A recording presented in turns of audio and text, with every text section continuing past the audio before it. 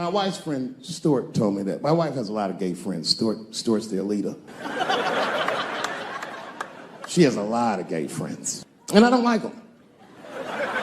Not because they're gay, I'm just judging them on the merits of their character. They're just not nice dudes. They're rude house guests. They're sitting on my couch, giggling with my wife, eating my mother macaroons. And I come in, they act like the party's over. Hey, Stuart, what's going on? This guy talks to me the way a cat would speak if a cat could talk. Hi, David.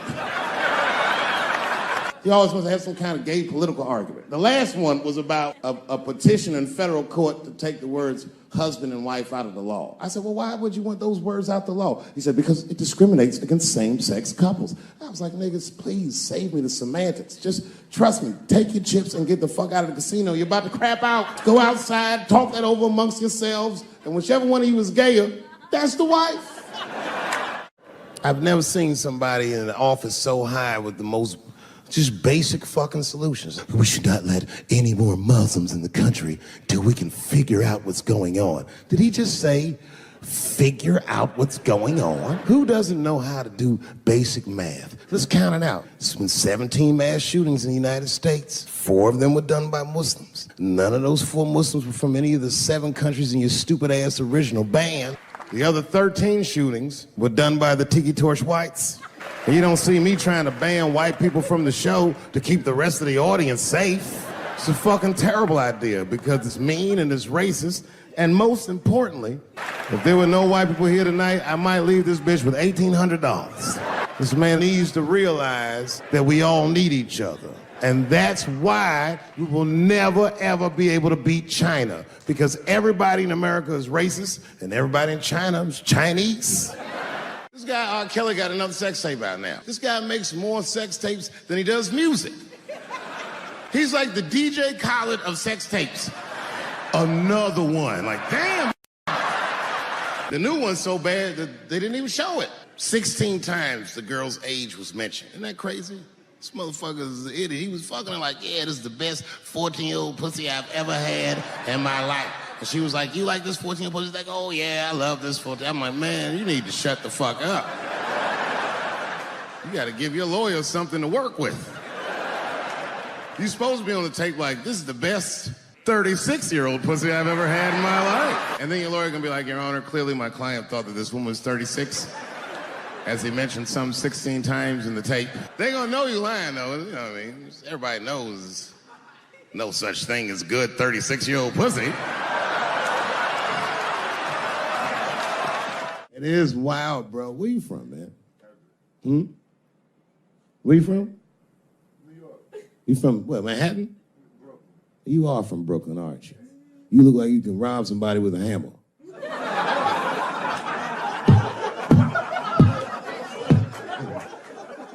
Brooklyn niggas rob you with shit they find around the house. I just got stabbed with a toothbrush.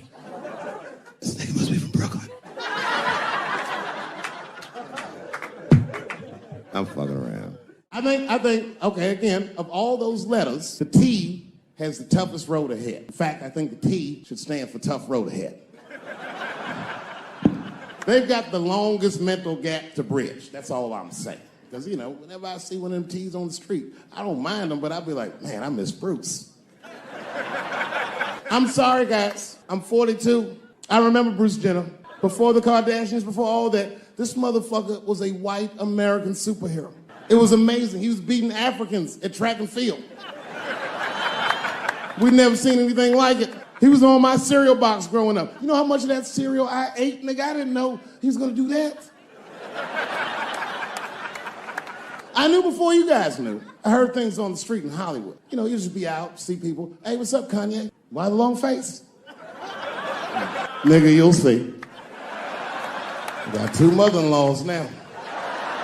There was a big dance coming up in the middle school. I was 12 years old. I said, Dad, can I go to the dance? He said, of course you can go to the dance. I want you to get out and meet some more kids. I said, great. It costs $3 to get in. And my dad said, ooh, sorry, son, I don't have it. I was like, what the fuck? You don't have $3? Well, then how are we alive, Dad? Dad said, if you want to go to the dance bad enough, I'll tell you what, there's some money in the change jar, get the money from there. I was 12 years old. That's what I did. I showed up to the dance early. There's a long line of kids waiting behind me while I'm at the door trying to count out 300 pennies to get inside. I will never forget this shit as long as I fucking live. Oh, man, you know, if you've been poor, you know what that feels like. You ashamed all the time. Feels like it's your fault. And all them kids was laughing, ha, ha, ha. Look how poor Dave Chappelle is. Like, when I think back at it, that's really the only time in my life that I ever thought to myself, I should kill everybody at school. No, this is what I mean. Okay, look, okay, you're an Asian dude. No, I say this with no disrespect, but we're all Americans, right? And we can agree that America has a huge body count all over the world, but nowhere more than Asia. Literally, if you look at history, recently, we have bombed the masculinity out of an entire continent. We dropped 2 atomic bombs on fucking Japan, and they've been drawing Hello Kitty and shit ever since. There's a lot of lady boys in the wake of our bombs, and I know these things because my wife is Asian. She's Filipino. All right, well, okay, so that explains it. Now you know why you see me at all those Filipino events. I'm not there picking up pussy, I'm dropping some off.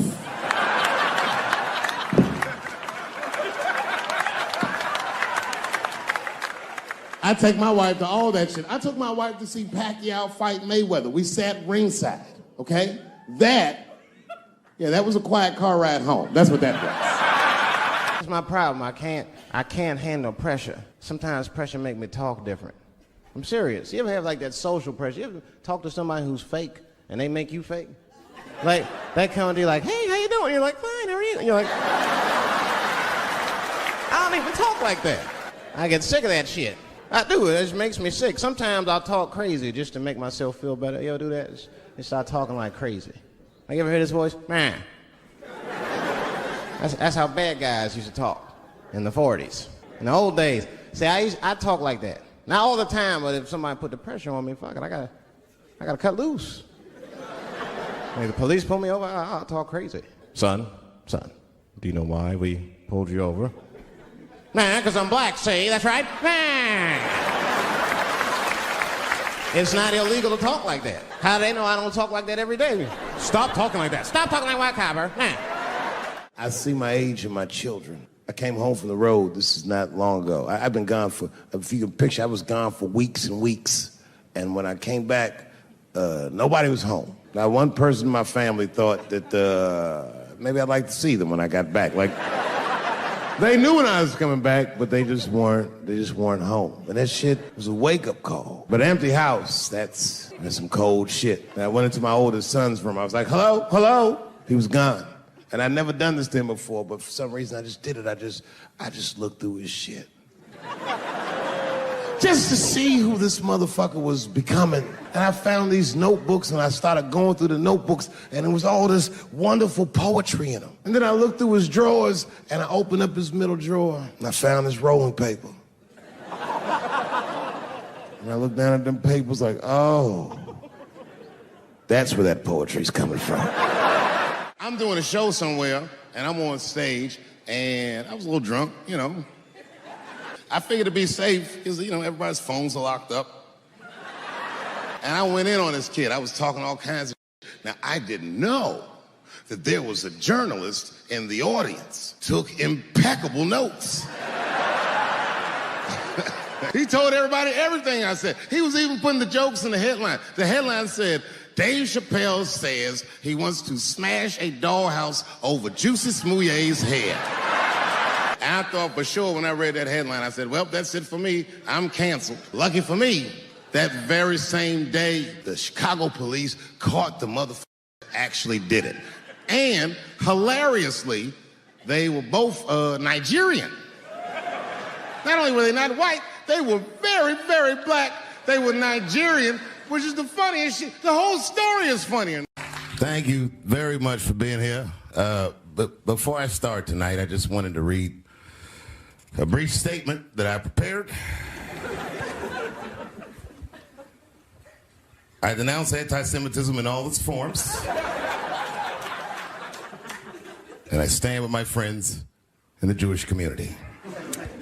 And that, Kanye, is how you buy yourself some time.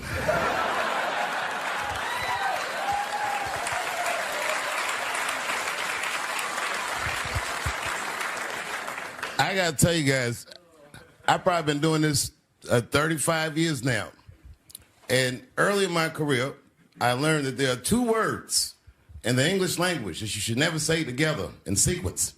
And those words are the and juice. I've never heard someone do good after they said that.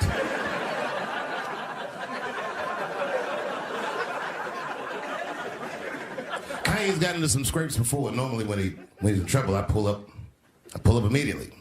But this time I was like, you know what? Let me see what's going to happen first. Let's want to see where this is all going.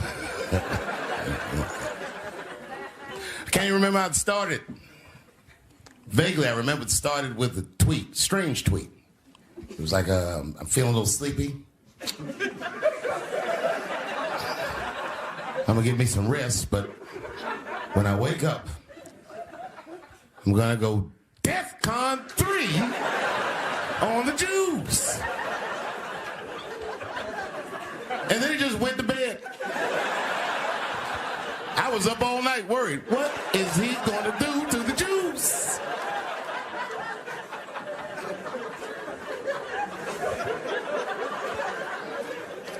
I grew up around Jewish people. I have a lot of Jewish friends. So I'm not freaked out by your culture. I know a little bit about it just from hanging around. I'd be like, yo, let's go out at school tomorrow. They'd be like, we can't go out. It's Shana Na tomorrow. I'd be like, where? What is Shana Na? I had so many questions. Why do some of your people dress like Run DMC?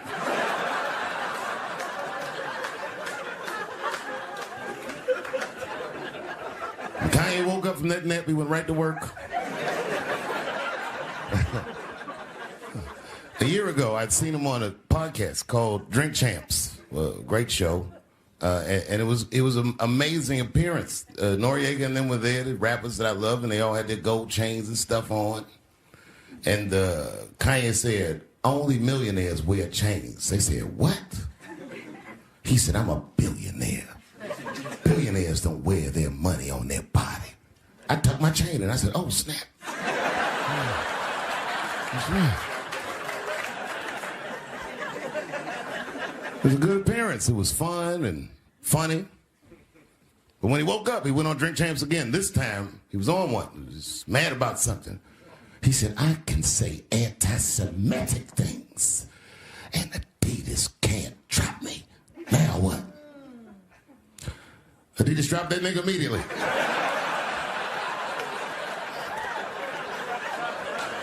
Ironically, Adidas was founded by Nazis. And they were offended. I guess the student surpassed the teacher.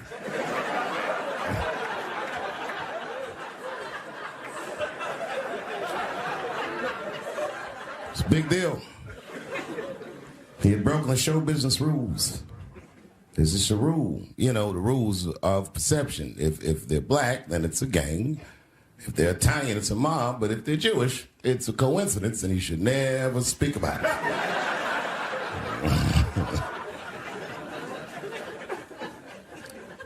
Kanye got in so much trouble, Kyrie got in trouble.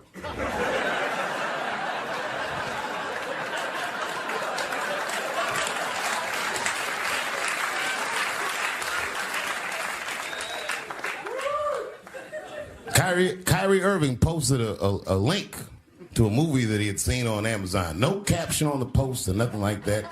But apparently this movie had some, I don't know, anti-Semitic tropes or something. And it was some weird title like From Hebrew to Negro or something.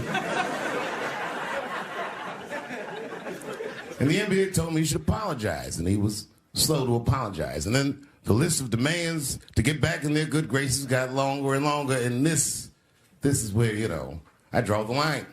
I know the Jewish people have been through terrible things all over the world, but you can't blame that on black Americans. You just can't. You know what I mean? Thanks for the one person that said me.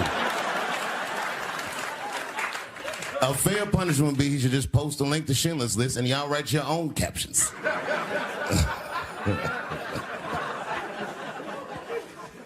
Kyrie Irving's black ass was nowhere near the Holocaust. In fact, he's not even certain it existed.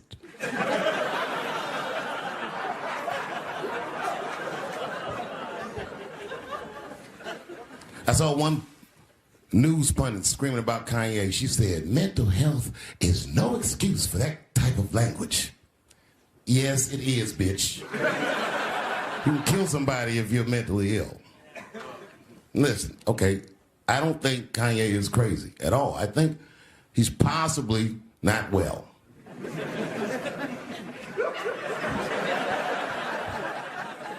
Well, I've been to Hollywood. I don't want y'all to get mad at me. I'm just telling you. I've been to Hollywood. This was just what I saw.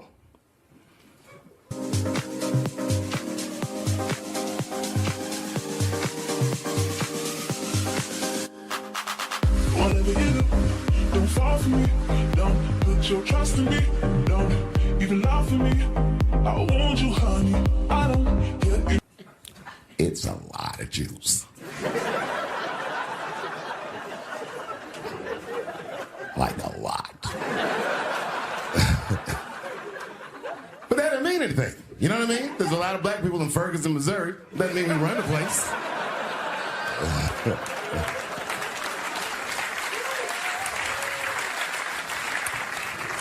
I could see if you had some kind of issue. You know what I mean? You might go out to Hollywood and you might start connecting some kind of lines, and you could maybe adopt the delusion that the Jews run show business. It's not a crazy thing to think. But it's a crazy thing to say out loud in a climate like this.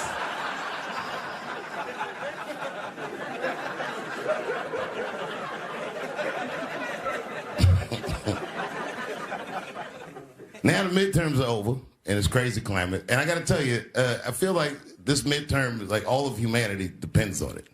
And it's an ominous sign. The most ominous sign of the midterms, I believe, would be Herschel Walker, who I don't want to speak badly of because he's black. But I have to admit, he's observably stupid.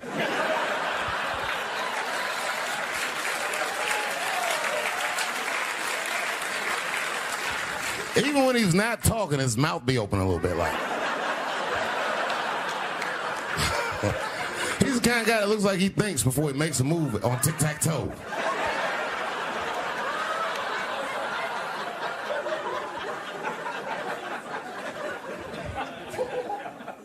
And I'm watching the news now, they're declaring the end of the Trump era. Now, okay, I can see how in New York you might believe this is the end of his era. I'm just being honest with you. I live in Ohio amongst the poor whites. A lot of you don't understand why Trump was so popular, but I get it, because I hear it every day. He's very loved. And the reason he's loved is because people in Ohio have never seen somebody like him. He's what I call an honest liar. Well, I'm not joking right now. He's an honest liar. That first debate, I'd never seen anything like it. I've never seen a white male billionaire screaming at the top of his lungs, "This whole system is rigged," he said. And across the stage was a white woman, Hillary Clinton and Barack Obama, sitting over there looking at him like, "No, it's not." I said, "Now, wait a minute, bro. It's what he said." And the moderator said, "Well, Mr. Trump, if in fact the system is rigged, as you suggest, what would be your evidence?" You remember what he said, bro? He said, "I know the system is rigged because I use it." I said, "God damn." And then he pulled out an Illuminati membership card and chopped a line of cocaine up and did it right at the podium.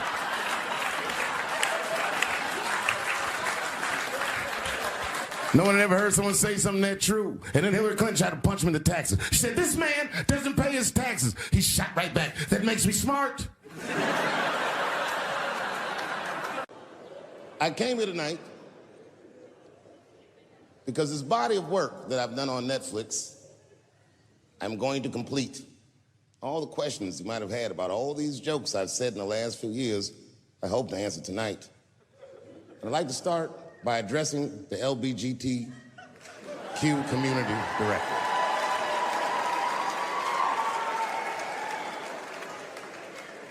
And I want every member of that community to know that I come here tonight in peace. And I hope to negotiate the release of the baby.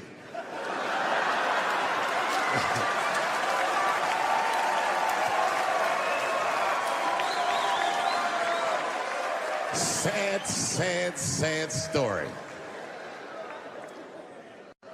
The baby was the #1 streaming artist until about a couple weeks ago.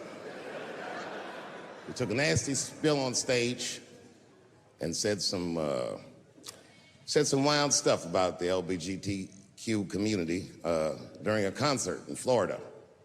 Now, you know I go hard in the paint, but even I saw that shit and was like, God damn, the baby.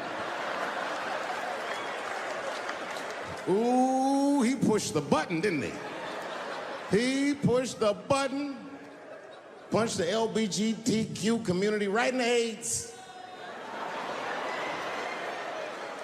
Can't do that. Can't do that. But I do believe, and I'll make this point later, that the kid made a very egregious mistake. I will acknowledge that. But, you know, a lot of the LGBTQ community doesn't know the baby's history. He's a wild guy. He once shot a nigga and killed him in Walmart. Oh, this is true. Google it. The baby shot and killed a nigga in Walmart in North Carolina. Nothing bad happened to his career.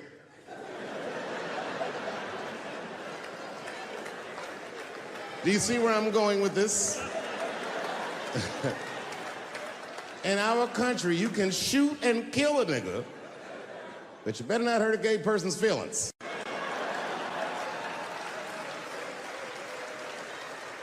And this is precisely the disparity that I wish to discuss. I have a question for the audience. And this is a real question. I'm not joking around. Is it possible that a gay person can be racist?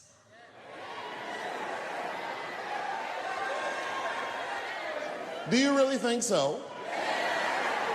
Of course it's possible. Look at Mike Pence.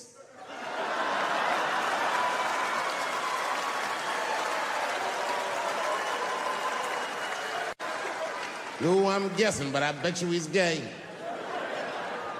And he's not Pride Parade gay either. He's sad gay. Feel bad for him. He looks like one of them gays that prays about it.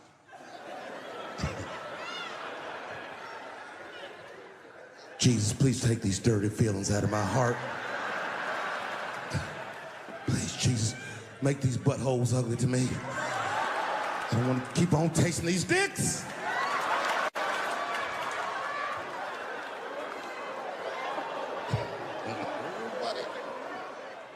You guys are confusing the emotions. You think I hate gay people, and what you're really seeing is that I am jealous of gay people.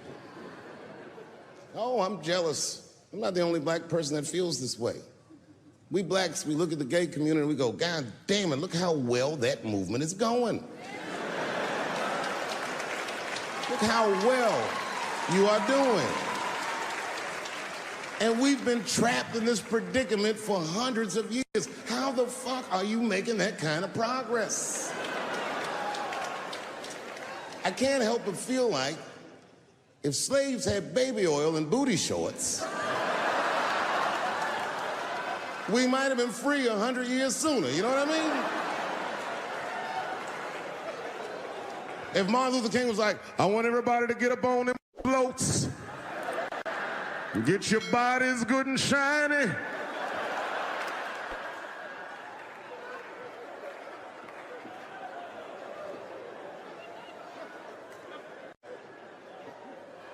I don't hate gay people at all. I respect the shit out of you. Well, not all of you. I'm not that fond of these newer gays. Too sensitive. Too brittle. Those aren't the gays I grew up with. I miss them old school gays, nigga. Them Stonewall niggas. Them the ones that I respect. They didn't take shit from anybody. They fought for their freedom. I respect that shit. I'm not even gay. And I want to be like a Stonewall nigga. Them old school gangster gays, them glory hole niggas, them the ones I like.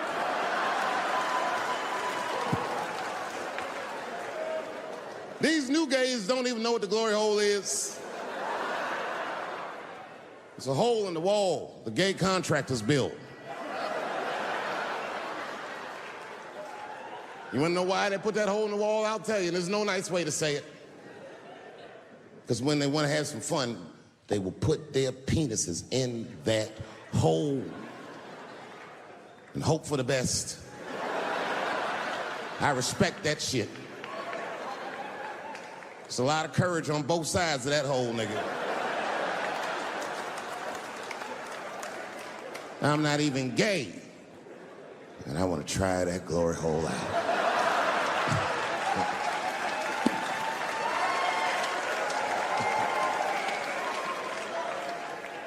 What if Martin Luther King had to integrate the glory hole?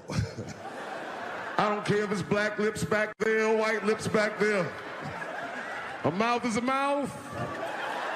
A warm, wet mouth. I'm going all the way.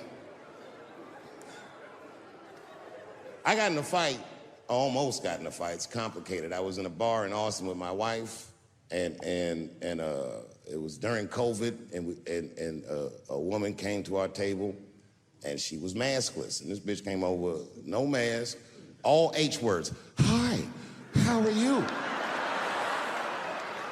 Droplets was coming out of this bitch's face. We all covered our drinks. Bitch, what are you doing?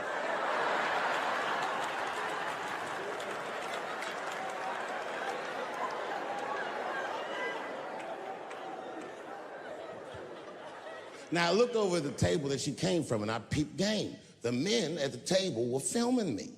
This happens when you're famous. People will come over and try to rattle your cage and get you to say something stupid or dumb so that their buddies can film it and they get a video of you embarrassing yourself. And clearly, I said, this is what's happening. And these dumb motherfuckers thought that it was my first rodeo.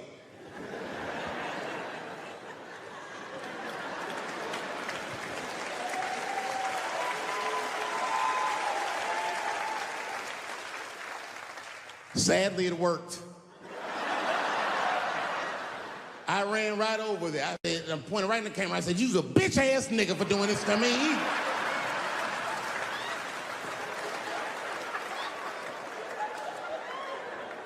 And the dude was shocked that I said it. He said, oh. And when he did like this, I seen all his fingernails was painted, and I realized, like, uh-oh.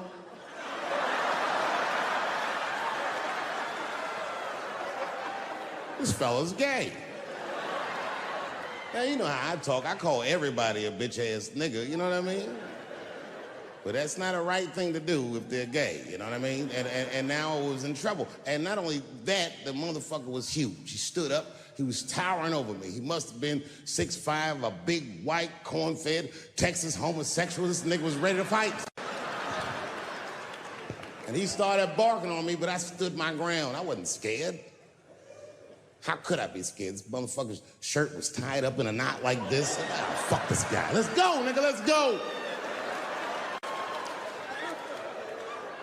I thought we were gonna come to blows. I was ready, And then, right when you think we would fight, guess what he did?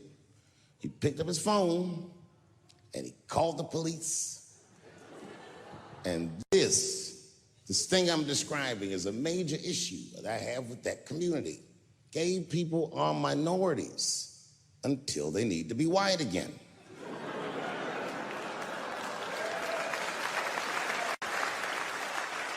I'm being very brutally honest so we can solve this problem. I'm telling you right now, a black gay person would have never done that to me. Because a black gay person knows when the police shows up, they're not gonna care who called them. They don't show up like, which one of you niggers is Clifford? We're all Clifford. Oh, yeah. All right. No, really. Boy. That'll make it good to come home, boy, I swear.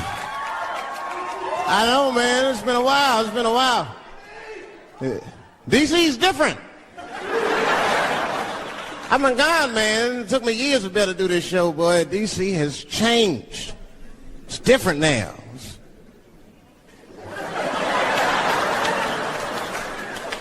There's a lot of white people walking around, isn't there?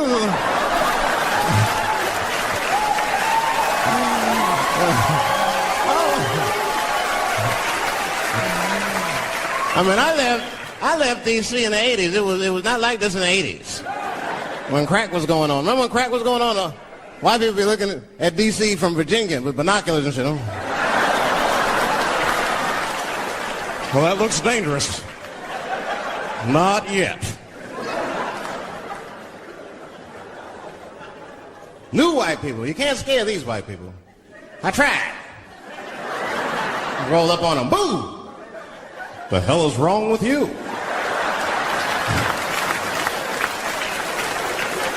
Those days are over.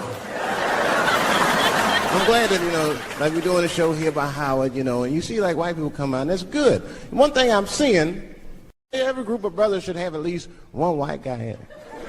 I'm serious, for safety. Because when the shit goes down, somebody's going to need to talk to the police.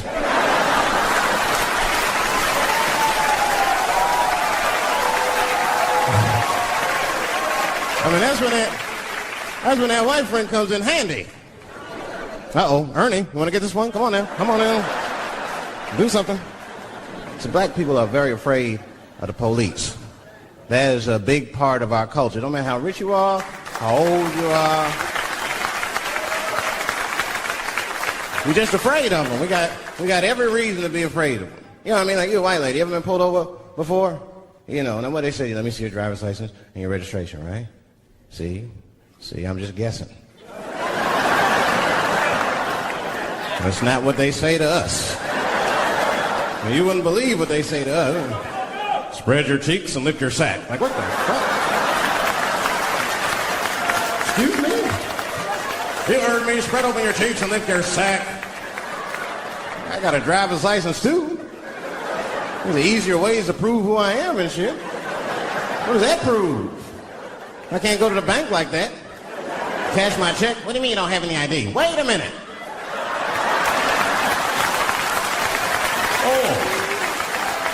Oh, I'm sorry, Mrs. Chappelle. Right this way. Why didn't you spread your cheeks in the beginning? Scared of them. I'm serious, man. You ever be at a red light, the police might pull up next to you. It won't be no big deal for you, but I'll fucking fall apart. Oh, nigga. Oh, don't look over there, nigga.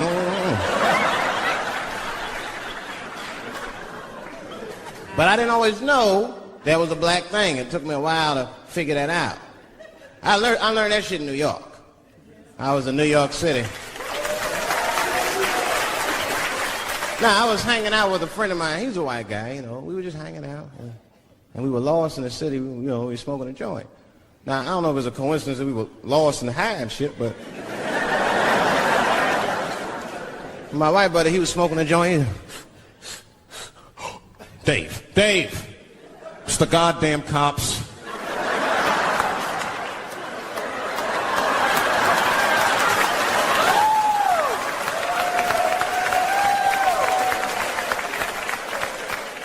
I'm going to ask him for directions. I said, Chip, no! Chip, don't do it! It was too late. He was walking over there. This man was high as shit. Excuse me. Excuse me, sir. Touching him and shit. Excuse me. Need some information. Start confessing things you shouldn't confess. I'm a little high. All I want to know, which way is 3rd Street? The cop was like, hey, take it easy. You're on 3rd Street. You better be careful. Go ahead, move it. Move it. And that's all that happened. That's the end of the story. Now, I know that's not amazing to some of you, but you ask one of these black fellas, that shit is fucking incredible, isn't it? I'm saying a black man would never dream of talking to the police high. That's a waste of weed.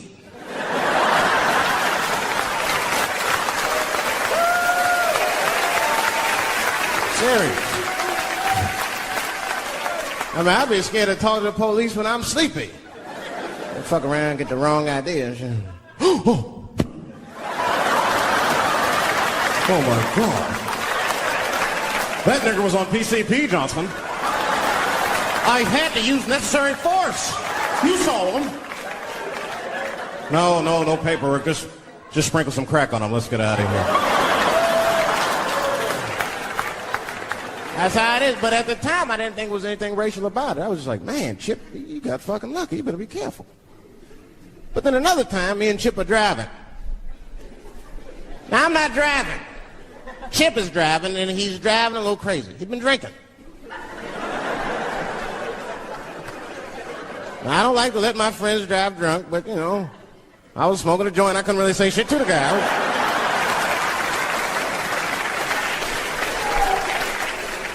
And we get at a red light.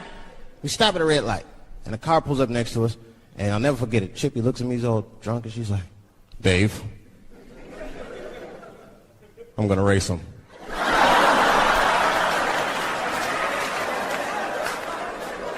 I knew it was a bad idea, but I was high. I tried to explain to him it was a bad idea, but all that came out was, well, nigga, sometimes you got to race. I don't know.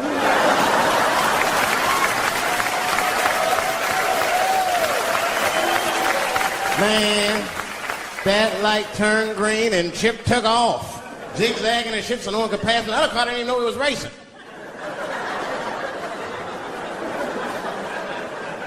Then the police seen us and pulled us over. Now you understand, I'm scared as shit. I mean, come on, the car smells like weed. I've been speeding, this man is fucking drunk. I was scared. Chip was not scared at all. It was weird, he didn't even turn his radio down. Isn't that weird a little bit? I mean, if you get pulled over, wouldn't you turn your radio down? Nobody want to get their ass beat to a soundtrack and shit. You know what I'm saying? Chip had the music blasting. We're not gonna take it.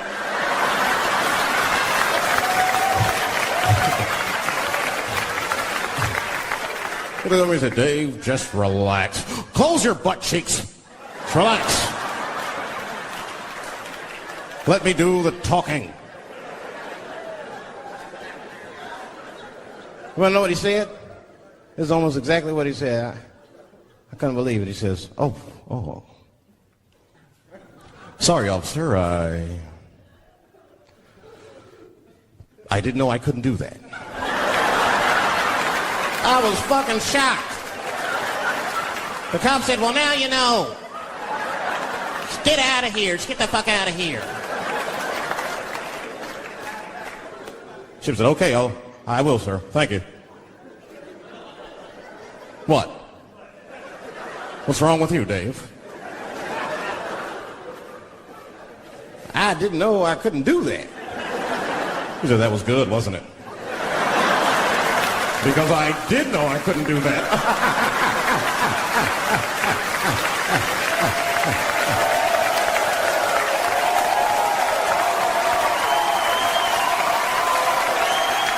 I was shocked. I wasn't shocked at the audacity of it. I was just shocked because I would have never thought to say that. I don't think any black dude would think to say that because they know we know the law. Every black dude in this room is a qualified paralegal and shit. He knows the law. I mean, if one of us even start to do something wrong, an old black man would pop out of nowhere. Nigga, don't do that. That's 5 to 10. Watch out. Well, we know the laws and the penalties. Guy Chip didn't even know he couldn't race. I'm not saying I don't like police. I'm not saying that. I'm saying I'm just scared of them. Nothing wrong with that. Sometimes we want to call them too. Somebody broke into my house once. It's a good time to call them, but I don't. The house is too nice. It ain't a real nice house, but they never believe I lived in it. He's still here. Oh my God. Open and shut case, Johnson. I saw this once before when I was a rookie. Apparently this nigger broke in and hung up pictures of his family everywhere. Well, let's sprinkle some crack on him and get out of here.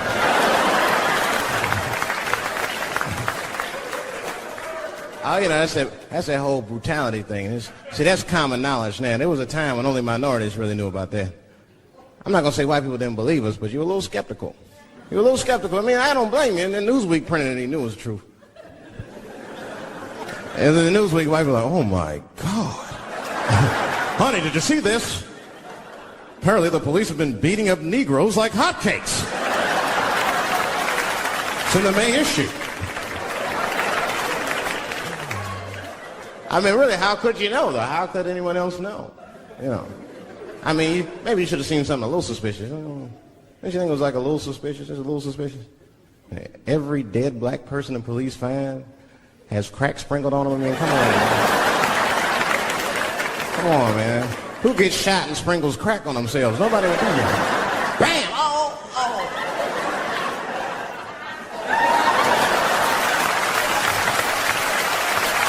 I don't want to leave no mysteries.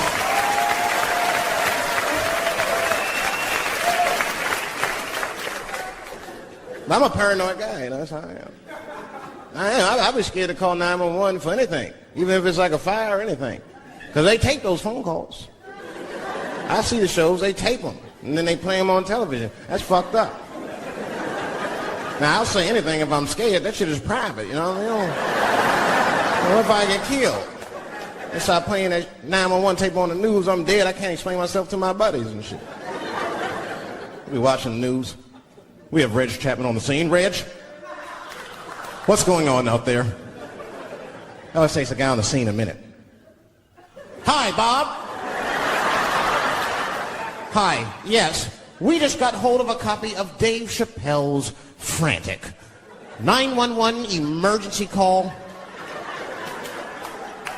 Remember, viewers, some of this language is disturbing.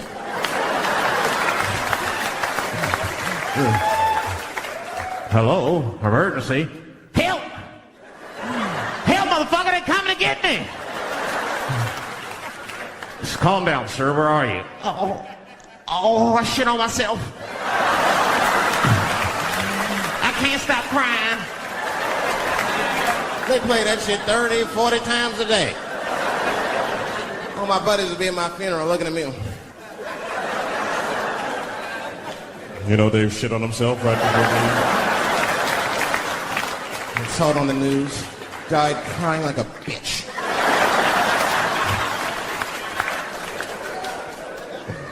I'll be dead. I can't defend myself. That's not a nice thing to do. That's not a nice thing to do. I mean, it's a 911 tape. How do they expect you to sound? Of course you're going to be scared.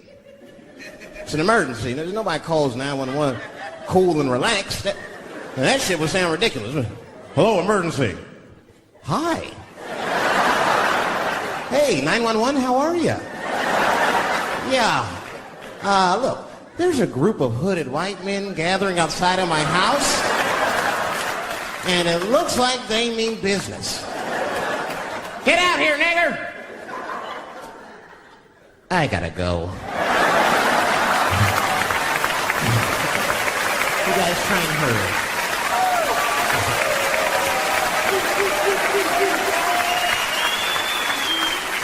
Too much pressure. That's my problem. I can't handle pressure. Sometimes pressure make me talk different. I'm serious. You ever have like that social pressure? You ever talk to somebody who's fake and they make you fake? Like that kind of deal, like, hey, how you doing? You're like, fine, how are you? And you're like, I don't even talk like that. I get sick of that shit. I do. It just makes me sick. Sometimes I'll talk crazy just to make myself feel better. You ever do that? Just start talking like crazy. Like, you ever hear this voice? Man. That's how bad guys used to talk in the 40s. In the old days. See, I talk like that. Not all the time, but if somebody put the pressure on me, fuck it, I gotta cut loose. If the police pull me over, I'll talk crazy. Son, do you know why we pulled you over? Nah, because I'm black, see? That's right. Nah. I'll do it. It's not illegal to talk like that. How do they know I don't talk like that every day? Stop talking like that. Stop talking like white copper. Nah. That's how I talk, see?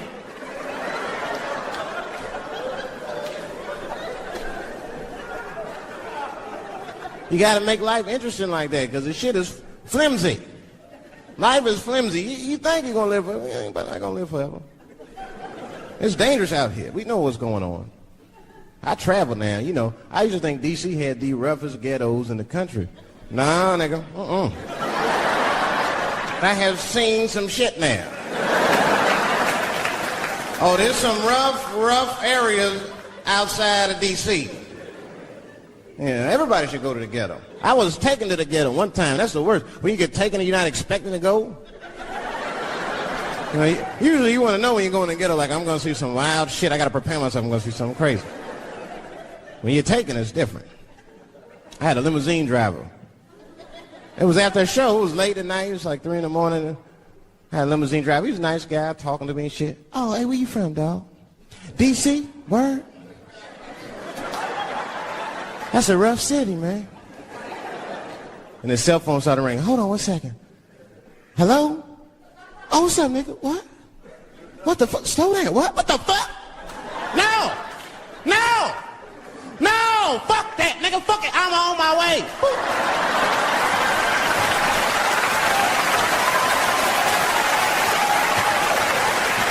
Hey. I gotta make a stop real quick. At 3 o'clock in the morning. I didn't know he was taking me to the ghetto at first.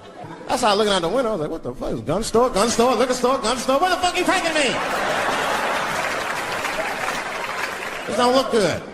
He didn't say shit. He just pulled up in front of an old rickety building that looked like a project. Now, I'd never been there before. I'm not sure if it was a project, but it certainly had all the familiar symptoms of a project. A fucking crackhead ran this way.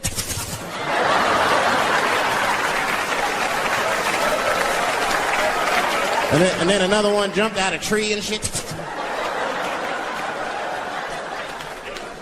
And I said, I'll be right back. And left me. Took the keys with him and just left me. At 3 o'clock in the morning, in front of a project, in a fucking limousine. This was not good. I was like, man, I gotta look around and see if I can see some landmarks and figure out where I'm at. Might have to escape on foot. Now, this is when I knew I was in a bad neighborhood. You only see this in the worst neighborhoods. Remember, it's 3 o'clock in the morning. It's 3 o'clock in the morning. I look out the window.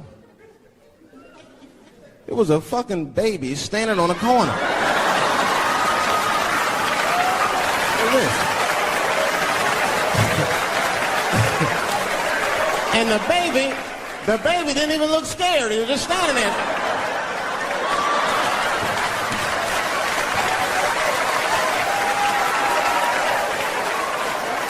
I mean, it made me sad. It made me sad, really. You know, because I wanted to help the baby.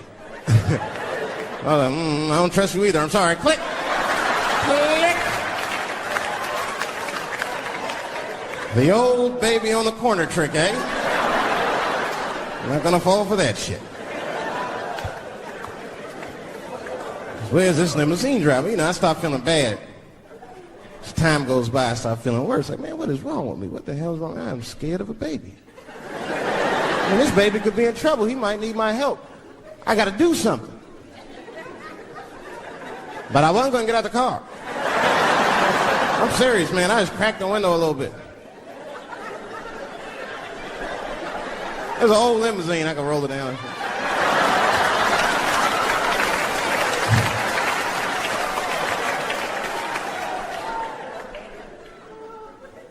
Hey, baby.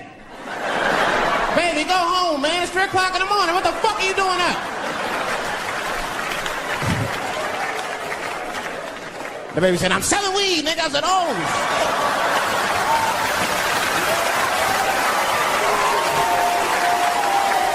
I wasn't expecting that. I'm serious. I had to buy 2 bags from the coma. Let me get 2 cones. Got back in the car and rolled me a joint, man. That shit was scary, man. Every once in a while, like a crackhead would come up to the car and look in the window. It was like Jurassic Park and shit. He'd be looking on the car. Hey, get out of here, cracky. That baby was still standing there, man. Then I started feeling bad again. Yeah, weed make you feel guilty sometimes. You know. Man, what is wrong with me, man? I have just bought weed from an infant. I can't condone this kind of behavior. What am I thinking? I can't let the fear ruin my morals. Got to do something.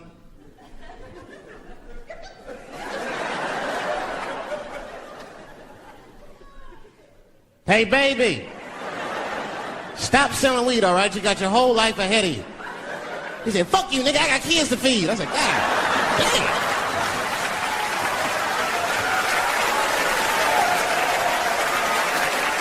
Sam. And just at that very moment, one of the crackheads was running across the street and got hit by a car. I know it was a hit and run. The police did it. That's all right, they sprinkled some crack on him and got back up.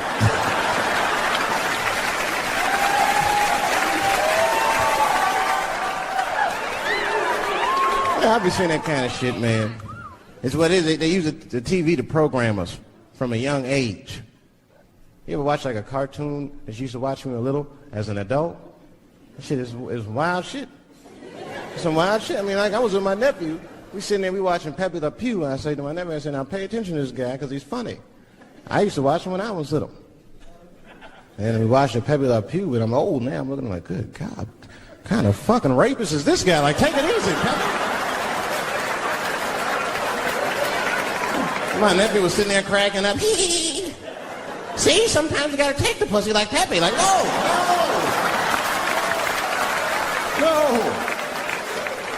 I had to turn the channel real quick. I turned on Sesame Street. I said, oh, Sesame Street. This is much better because now he'll learn how to count and spell. But now I'm watching it as an adult and I realize Sesame Street teaches kids other things. It teaches kids how to judge people and label people. That's right. They got a character on there named Oscar. They treat this guy like shit the entire show.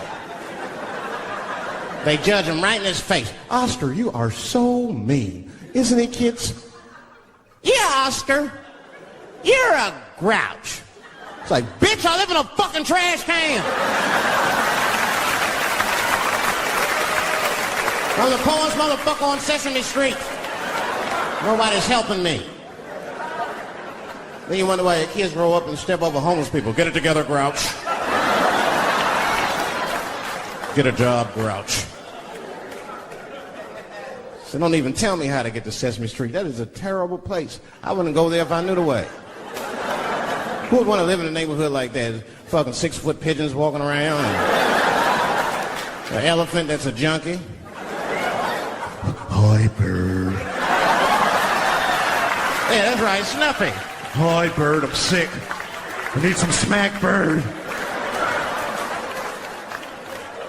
And Cookie Monster with his eyes popping out his head, screaming, cookie, cookie, cookie, like, ugh. What kind of cookies are you talking about? Chocolate chips don't do that to people. And then they had the nerve to put a pimp on there.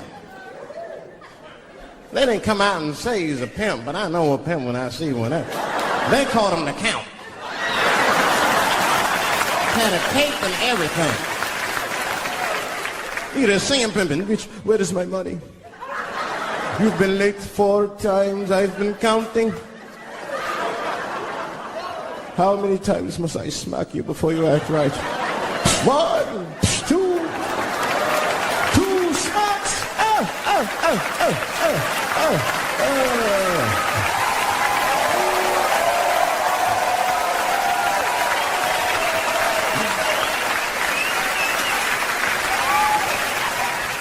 That's the thing, there's so much stuff to worry about. You know, the more you know, the more you don't know and shit. You know, like a lot of people be telling me, Dave, you know, you just gotta relax. The racism thing be bugging you too much. And I be thinking about it. Sometimes shit'll happen. You know, a lot of black people can relate to this. Have you ever had something happen that was so racist that you didn't even get mad? You were just like, God damn, that was racist. I mean, it was so blatant, you were just like, wow.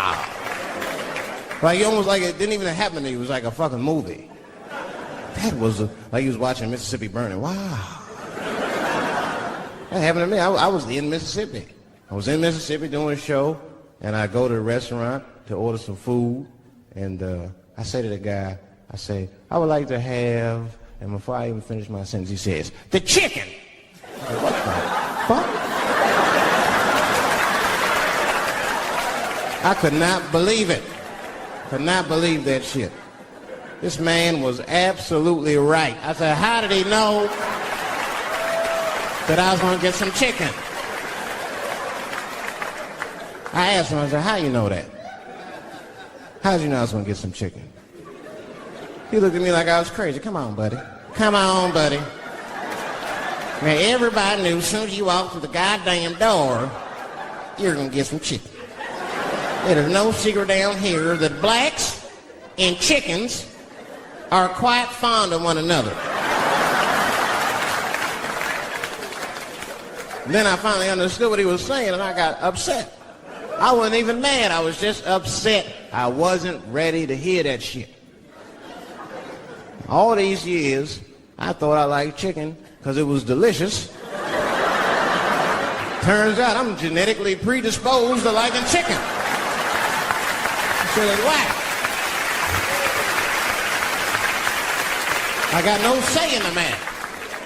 I got ruined chicken for me. I'm scared to eat it in public. I want somebody to see me and say something. You know what I mean? Like, you be eating some chicken?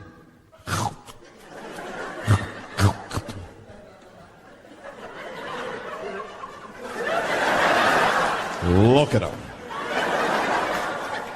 He loves it.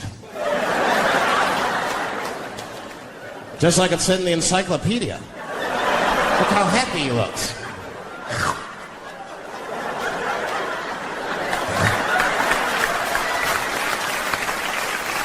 Sometimes the world is too much to deal with. And show business be crazy. That's where the cultures really collide. Show business bring a lot of races together. Sometimes it works, sometimes it don't. This is one thing that happens that's funny. You know, sometimes I'll be on a business call, right? You know, like with a lawyer or something. You know, my lawyers be white. And like, we'll be on a call, right? And they'll be like, oh, okay, Dave, we're gonna close the deal. Is that fine with you? I'll be like, yeah, that's good for me. Great. You have a good weekend, Dave. I'll be like, all right, you too, man. Peace. Oh, all right, bye-bye.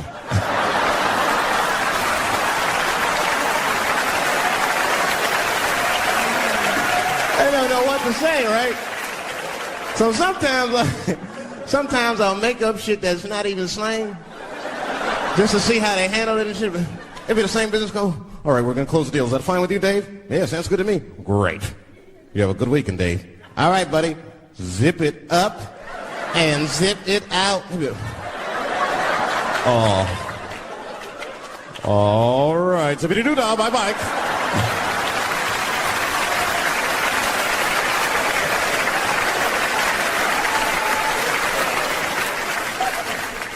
Sometimes, sometimes racism works out in black people's favor. Now, it doesn't happen often. It happens very rarely, but when it happens, it is fucking sweet.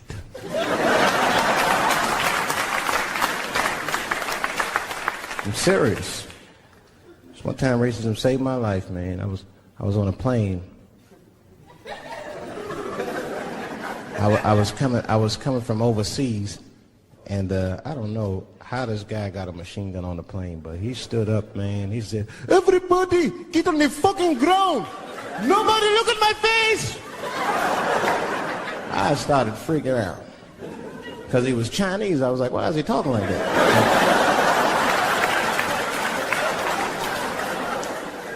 He was screaming and crying. I was the only brother on the plane. Well, I thought I was the only brother. I looked over, there was one other black dude. He was from Nigeria. I looked over at him, he was looking right in my face, man. He didn't say two words to me, he just looked at me, he was like...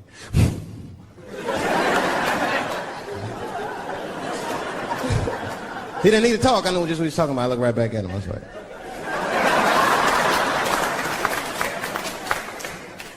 Some white dudes on the front of the plane seen us, they were like, oh my God.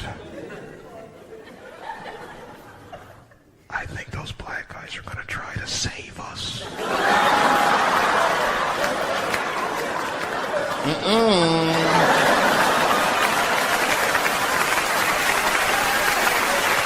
We were just communicating that we understood the situation. We were both seeing the same thing. What we understood was simple.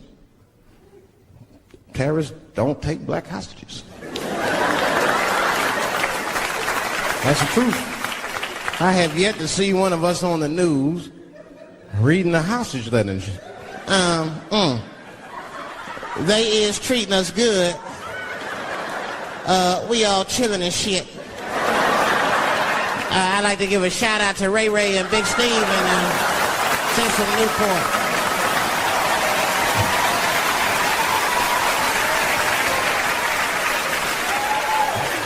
You're not going to see it. Terrorists are smart. They know what they're doing there, you know. They terrorists. They know that black people's bad bargaining chips.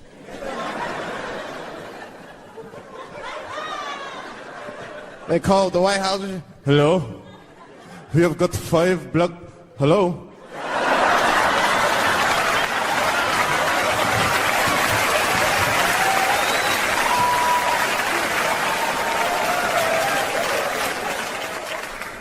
You'd be back in D.C. You know, I was thinking, man, this is an election year. I'm going to ask you, you're a white guy, do you know who you're voting for yet? Don't know, do you? Now, you see that? You see what just happened here? Let me tell you something. That is a cultural thing. He knows who he's going to vote for. He's just not going to tell me. See? I've noticed that. That is a cultural thing. White people do not like to talk about their political affiliations. It's a secret. You ever ask a white guy who's voting for you? Hey, Bob, who are you going to vote for? Dave, whoa. Take it easy now. Take it easy. So anyway, I was fucking my wife in her ass, right? And I mean, it was something else. Yeah, but who are you voting for? Dave, come on with the voting. I'm trying to tell you about fucking my wife, and you're asking me all these personal questions. They don't like to divulge that information because it matters to them. Black people talk about that shit. Black people will openly talk about politics. Black people will openly talk about beating up politicians and shit. If I see George Bush, I'll kick his motherfucking ass for cutting my Medicaid. They don't say it. Why would just say it? But there's a reason for that. It matters more for that. It matters more. Black people see even when I vote, right, which I don't, but even when I think about who I would vote for, right, I don't even look at their political policies. I just look at their character. You know what I'm saying now? You got to read. No, I'm serious. You got to read between the lines. Like, you know, you look at Clinton, and black people like Clinton, because we've seen him on the campaign. I saw one thing on the campaign trail. He actually just picked a black baby up and kissed him. Come here, you little nigger baby. Mwah! I just kissed him. I said, I like that. He did not hesitate or nothing. You see George Bush Jr., he be there, ugh.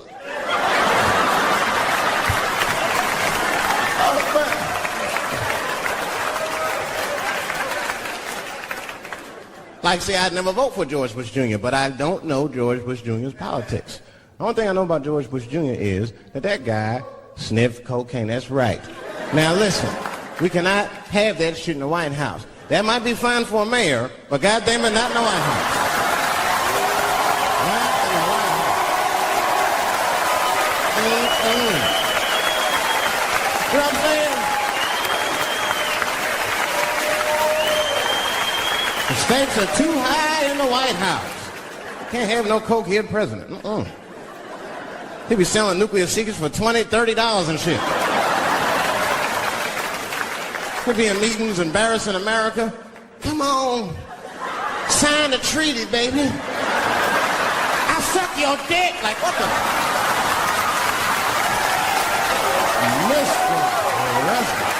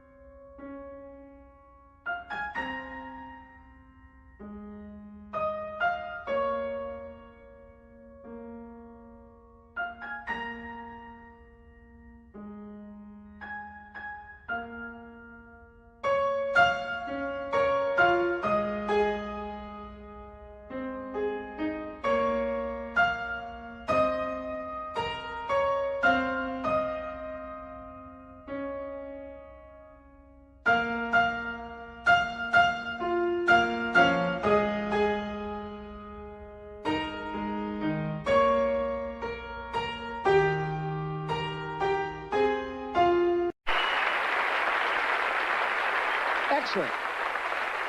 You're very good at this. In the Mel Brooks movie Robin Hood Men in Tights, our next comedian reminds us that white men can't jump. I think we already knew that. But here he is anyway, a very funny and a very charming Dave Chappelle.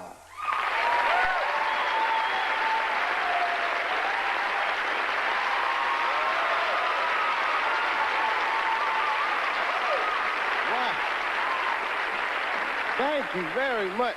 Very good to be here tonight, man. I almost didn't make it. I just got back in the country. I was in France. I didn't even mean to go to France. Actually, I was in Algeria in Africa, and my plane got hijacked. You might have seen it on the news. Very horrifying experience. Everyone on the plane was scared, except for myself. I was not, relaxed because I'm a real brave guy. I'm not brave at all. I just know the facts. And the facts clearly state that a terrorist has never taken a black hostage in the history of the world. Yes, my friends, it's the truth. You will never see one of us on the news reading one of those letters. They is treating us good. We all just chilling. Because terrorists know what they're doing. I hate to say it, but black people are bad bargaining chips. Terrorists would call up the White House, "Hello, we have got 5 black people, and we will..." Hello? They know leverage when they see it. L.A., man, I just got here a few weeks ago. Very interesting city you guys have here.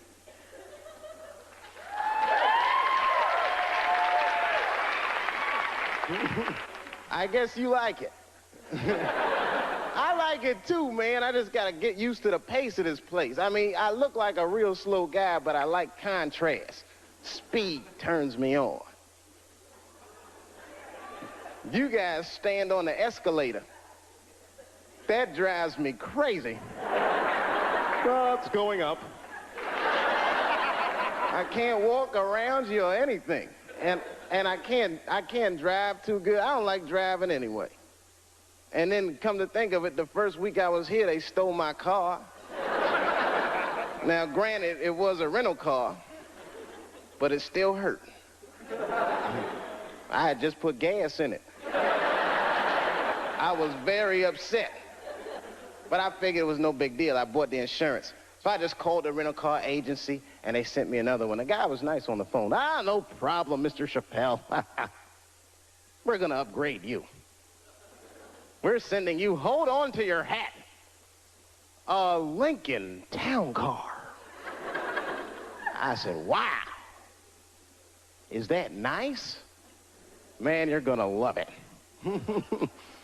Any of you guys ever see a Lincoln Town Car before? It looked like a big-ass pimp car. I was like, what is this? I couldn't even keep it in one lane. Oh, man. I felt like a pimp in that car.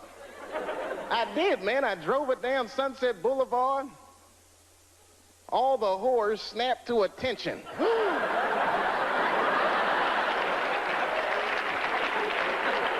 A lot of weird stuff happens here, man. You guys on a roll with your natural disasters and riots and woo! This place is, it really fascinates me. New York is bad, too. I live in New York now. New York's bad.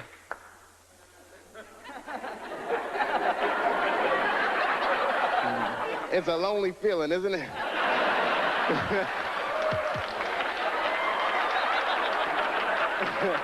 I know how you feel. It's different, isn't it? New York is bad in a different kind of way. It's so dirty, man. The wildlife is dirty. You ever see a New York squirrel? I'm scared of squirrels because of them. They are just filthy. Any of y'all know what squirrels are supposed to eat? Anybody? Nuts? That's what I thought. You know what I saw a squirrel eating in New York? An egg McMuffin. Something is right. Anything they can find. They chew gum, they smoke old cigarettes. They're just foul animals, man. That whole city is crazy.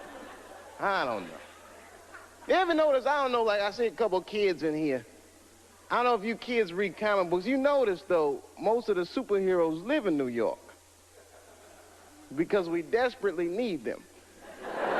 I mean, but I think New York is rubbing off on superheroes because they're all, like, very bad role models for children. I don't know if you've ever noticed that or not. Like look at Wonder Woman. You ever just take a good look at her? Look at her clothes. Tacky, tacky, tacky. Big old red hooker boots and blue underwear with stars. What the hell is she dressed for? Look at the weapons they give a woman to fight with.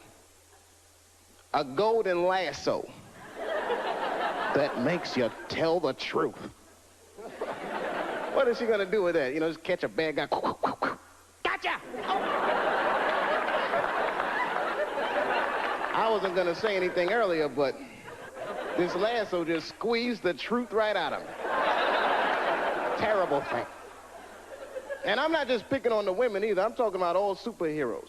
Very stressful. Hang in there. I'm gonna come see you. And hi, Mom. I'm not gonna tell you where she lives. DC, David Chappelle takes on Batman and Robin. Stay tuned. Can't stand superheroes. They're so prejudiced, too. You ever notice how prejudiced superheroes are? They only fight crime for the very rich. Think about it. You will never see Batman in the projects wasting his goddamn time. I can see him now. He's just robbing. Yes, Batman. Didn't we park the car right here, man? What the hell?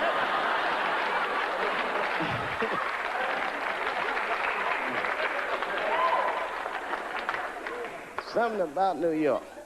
New York diversified me, though. I learned a lot about culture there. I mean, I'm a big culture buff. I don't know. I mean, I don't want to point anybody. Anyone here in the audience Jewish? Shalom. A little something I picked up. Actually, I mean, I like everybody, but I'm going to have to be honest. Jewish people are my favorite white people. You guys are the only ones that can grow an afro if you really wanted to. I am so impressed by that. I just like the whole thing, man, and you party like black people. You're so similar. I went to a bar mitzvah when I was 13. One of the 3 best parties I've been to in my life. We got down. I walked in there. Everyone from school was there. The guy from ZZ Top was on stage. I said, man, this is going to be good. You know, we walked in the synagogue and they gave us them party hats y'all wear. I got a seat in the front. And my friend Charlie Buckholtz, that's the guy who was being bar mitzvah, he walked on stage and that whole place got quiet. He picked up these 2 scrolls, started reading from them. He wasn't really reading, he was almost singing. Baruch atah Adonai. Sounded beautiful. Now, I had never been to a synagogue before, but at a black church, if someone on stage is singing, you're supposed to sing along, whether you know the words or not. I did the best I could.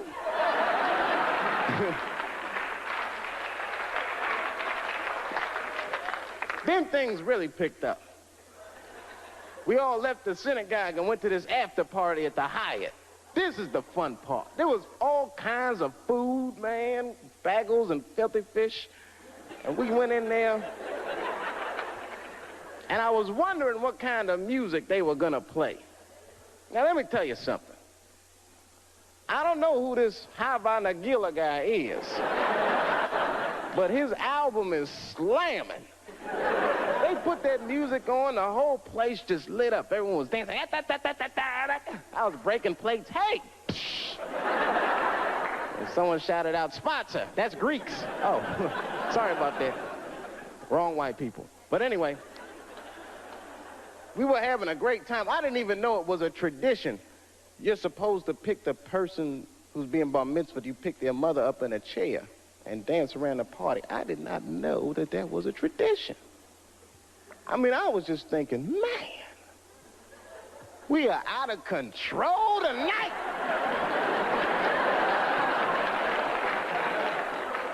That was fun.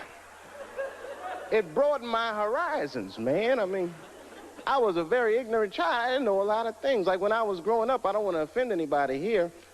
Let me check the exits. Okay, when I was growing up, I used to think that all white people, don't be mad, I thought all white people were happy. Just to be white. I know it sounds silly. I thought you just walked around, hallelujah, I'm white. This feels great. Taxi. Just checking. Go ahead. Thank you, everybody. Dave Chappelle. Dave Chappelle. Excellent, Dave. Excellent. Dave Chappelle, ladies and gentlemen.